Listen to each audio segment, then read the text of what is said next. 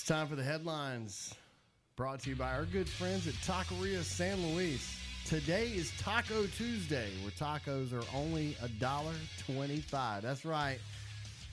Until 8 o'clock tonight, you can get tacos for $1.25. Chorizo, pollo, which is the chicken, right? Asada, which is steak.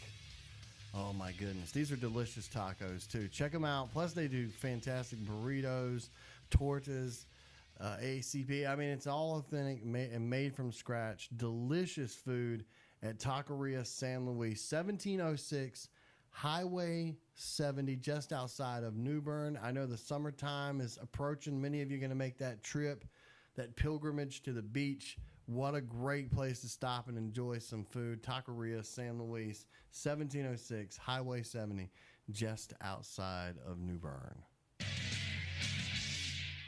By Eddie Matz, ESPN staff writer. Juan Soto just keeps hitting home runs. Making his first start for the Washington Nationals on Monday, the 19-year-old outfielder went deep in his first at-bat against Padres starter Robbie Erlin, helping propel Washington to a 10-2 win over San Diego. Soto's 3-run opposite field shot came on the first pitch from Erlin and traveled an estimated 422 feet before landing over the wall in left center. He's a special player. Special. Mm-hmm. Speaking of that, yeah, he's the first player, teenager to hit a home run in Major League Baseball since this guy, who also hit a home run yesterday, hit a home run as a teenager. You know this guy. 2-1, bottom of the second. Pitch to Harper. Hit in the air to deep left. Toward the line. Toward the corner. This one way back. It may go. It is gone. Goodbye. Bryce Harper goes opposite field. And the Nationals hit their third home run in the first 5 innings of this game. Bang, zoom, goes Bryce. It's a Harper homer, and it's now the Nationals 7 and the Padres 2. Yeah, they were tearing it up yesterday. Yeah, so what did he said he was the youngest player since Harper? Youngest player since Harper. We've got different information on that. Okay, go ahead. He was the youngest. So yesterday, Juan Soto doing this was the youngest player to hit a home run in an MLB game since Jurickson Profar did it as a Texas Ranger back in 2012. Before that, the youngest player had been Adrian Beltre, who did it all the way back in 1998. So really, I mean, maybe for the Nationals, maybe the youngest player. But as far as the whole entire MLB goes, I mean, he's on a short list of youngest guys ever. Andrew Jones did it in 96 at the age of 19. Ken Griffey Jr. in 89. And Robin Yount, the same exact age, 19 years and 208 days.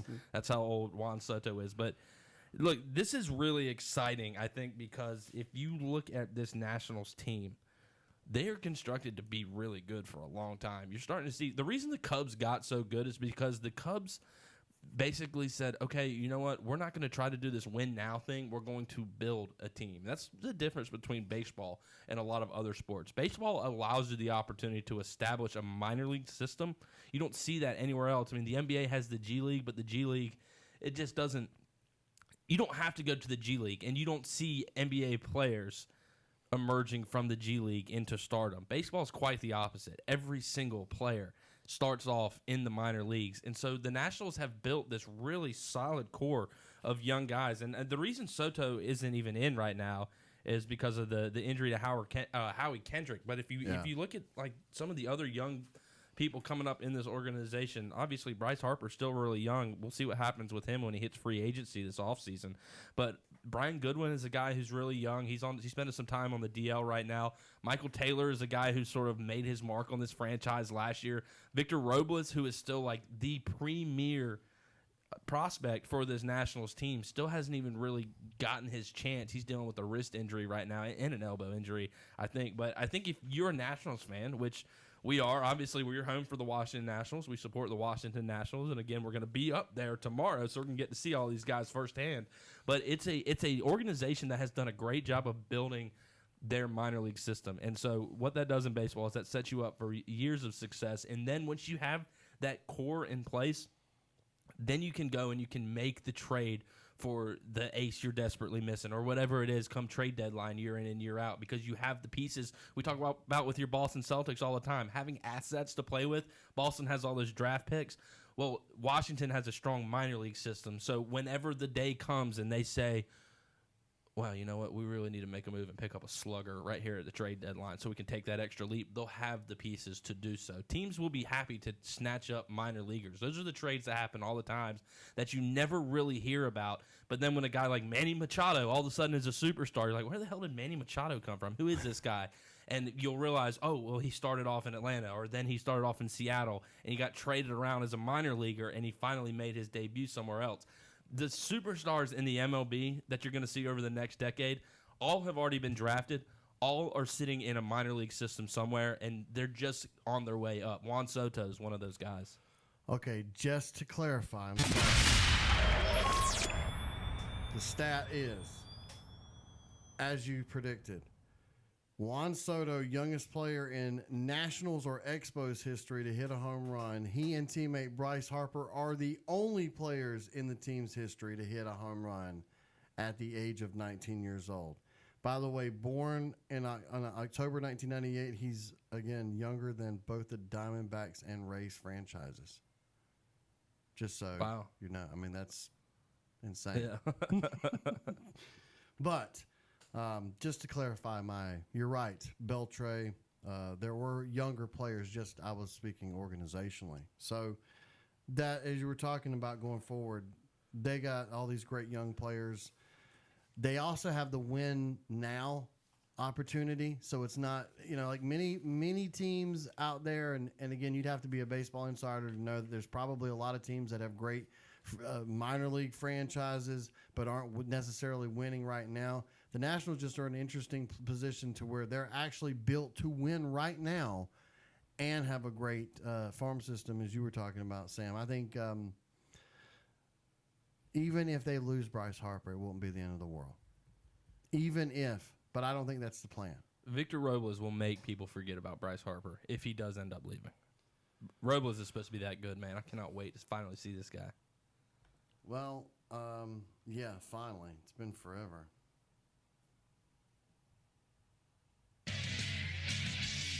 By Lindsey Thury, ESPN staff writer. Cornerback Marcus Peters is new to the Los Angeles Rams, but has quickly developed an opinion on defensive tackle Aaron Donald's contract situation. Pay the man, Peters said Monday after the Rams' first organized team activities workout. Donald, a four-time Pro Bowler and reigning NFL Defensive Player of the Year, did not report for voluntary OTAs on Monday because of an ongoing contract dispute. Donald, who turns 27 on Wednesday, is entering the fifth year of his rookie contract and is scheduled to earn $6.89 million, but is seeking to become one of the highest-paid players in the league. So, where would you, best in the league. Is that what you're asking? Aaron Donald? Not even close. Yeah, no. But,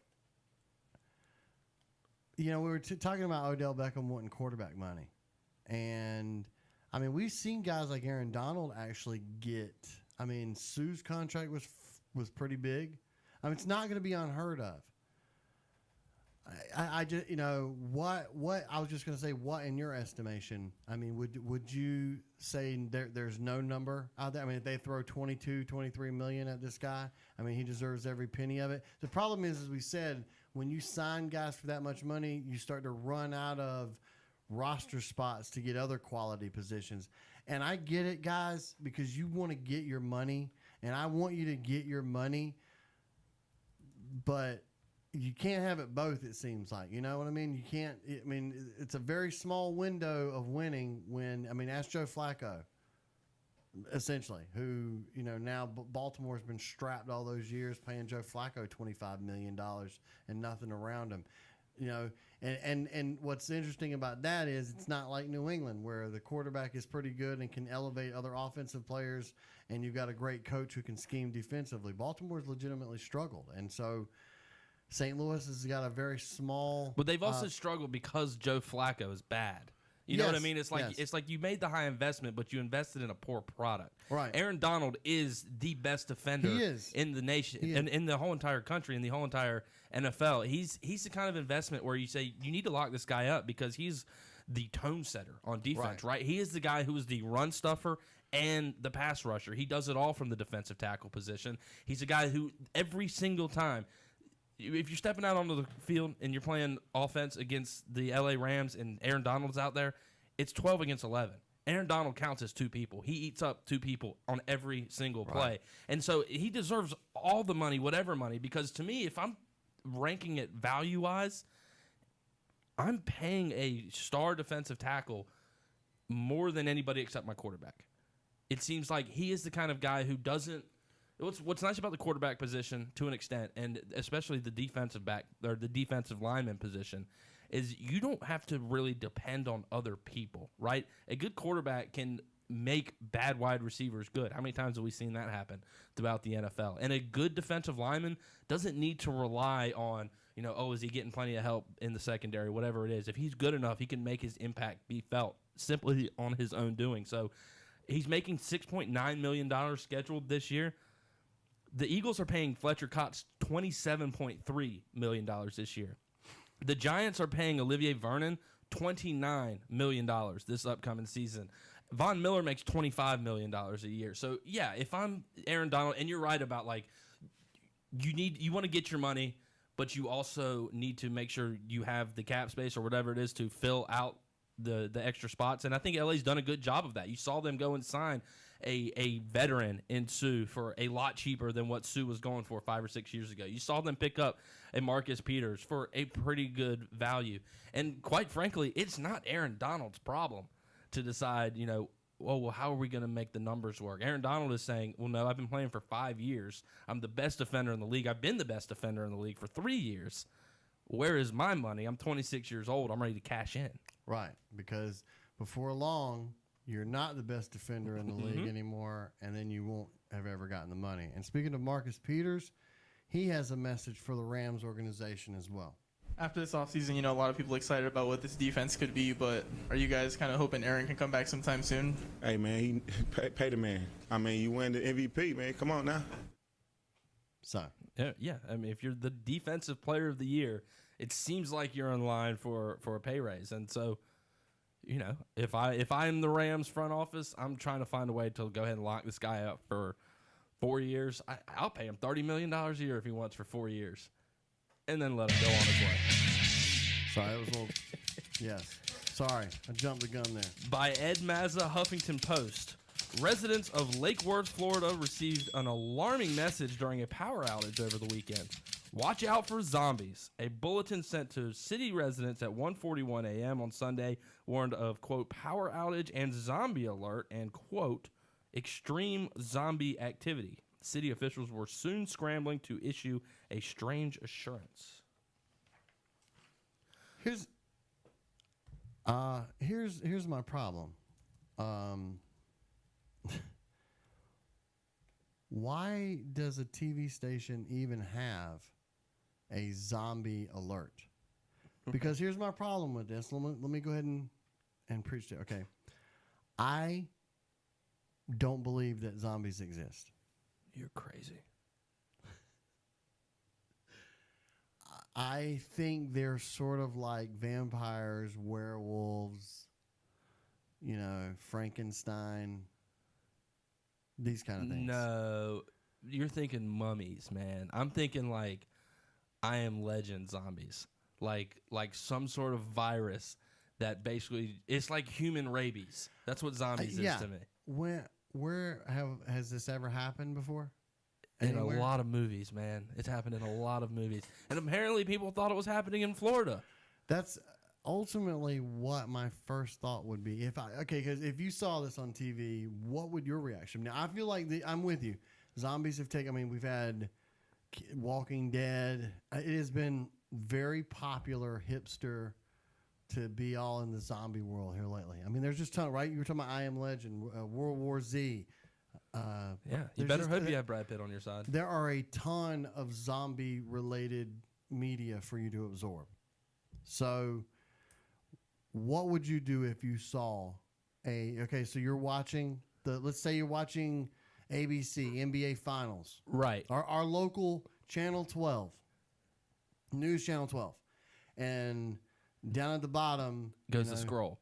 So a scroll that right. says zombie alert, heavy zombie activity. What would your thought be? Yeah, so it's on the scroll, and I guess you know how you'll get like the push notifications from the app. People got the push notification. I have a screenshot here, and it says power outage and zombie alert for residents of Lake Worth and Terminus. There are now far less than 7,380 customers involved due to extreme zombie activity. So you look, and that's on your phone from a reputable source that you tend to trust. But I would be like, wait a minute. Brett is probably in charge of this over there at Right. News Channel 12. Well, that's the better question. It's like, number one, why is that even in the system, right? Because That's what I'm saying. You have to prepare for the inevitable, though, man. I want to live in a world where, sure, people may not believe in zombies, but the threat and the possibility is real. Somebody knows something. Hollywood wouldn't have produced all these zombie movies if there was not the possible chance of zombies. Really? You never know. The I mean, second you there stop are a believing lot in of zombies zombies. is the second you get bit. But there are a lot of other things, too. I mean, there's a lot of vampire movies, right? Don't you think there are Yeah, a lot but of vampires vampires are more mystical. You know what I mean? They stem from like a mythological thing. Zombies and zombie culture has now spread as a disease, essentially.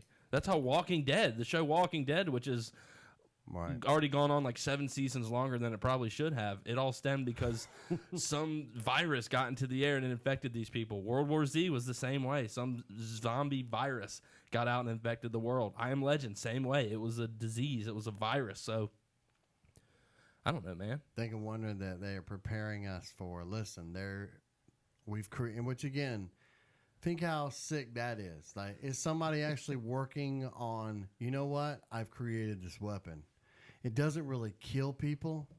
It keeps them alive, but it makes them want to eat brains, and it kind of turns them into crazy stuff. Well, no, now you're buying too much into the stereotypes of zombies. Like Whoa, zombies don't necessarily eat brains. I think they just eat flesh.